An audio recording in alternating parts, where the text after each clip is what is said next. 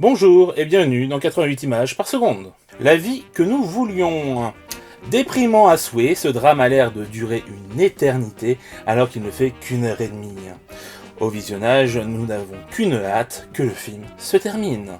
Des personnages insupportables qui se font la guerre car ils ne communiquent pas les uns avec les autres, que c'est facile. On serait en droit d'attendre mieux d'un film censé représenter son pays aux Oscars. Bref, le genre de film sur lequel on perd son temps, je ne vous le recommande pas, bien au contraire. 2 sur 10.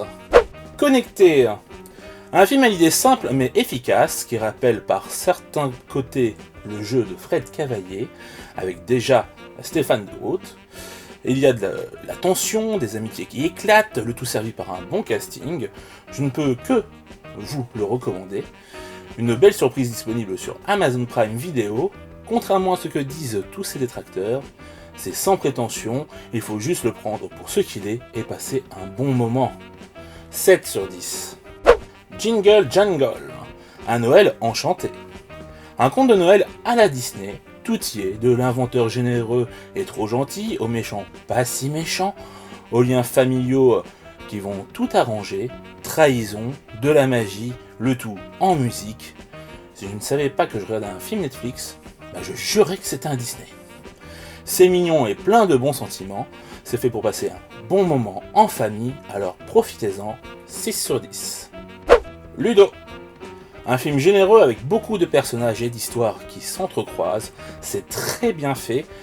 J'avais un peu peur au début, vu le nombre d'histoires qui se lançaient en même temps, mais finalement, c'est très bien dosé, on arrive à suivre et c'est vraiment fun. Il n'y a que les Asiatiques pour réussir un tel tour de force. Bref, si vous avez 2h30, il est dispo sur Netflix. 7 sur 10. La vie devant soi. Une nouvelle adaptation du roman éponyme, transposée en Italie avec Sophia Loren fatiguée, même si cela ne fait pas défaut à son jeu. Ça marche bien, le jeune interprète masculin est plutôt bon. Cela dit, il est étonnant de voir un tel film sur Netflix, donc profitez-en, 6 sur 10. Donc le film de la semaine, c'est Ludo.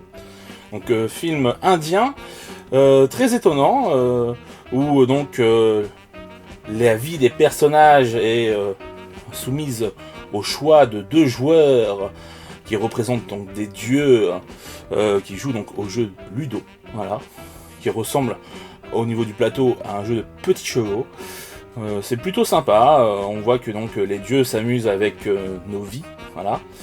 Et donc le tout s'entremêle dans un même plus ou moins quartier, on va dire, où tous les personnages vont se croiser, même certains vont avoir des interactions les uns avec les autres alors qu'au départ on ne pensait pas forcément qu'ils en auraient. C'est plutôt bien fait, c'est drôle. C'est aussi de l'action, c'est un peu de tout en fait, il y a du drame, c'est là où justement les Indiens sont plutôt forts, c'est qu'ils arrivent à mélanger tous les genres dans un seul film, et ça marche. Parce que nous on n'ose pas faire en France ou même aux États-Unis, finalement on reste souvent cantonné à un genre ou 2, on va dire, maximum dans un seul film. Là au moins t'en as pour ton argent, et puis pour le temps que ça prend aussi, 2h30, mais on les voit pas passer, donc moi je vous encourage à aller le voir, il est sur Netflix. Sur ce, à la semaine prochaine, ciao.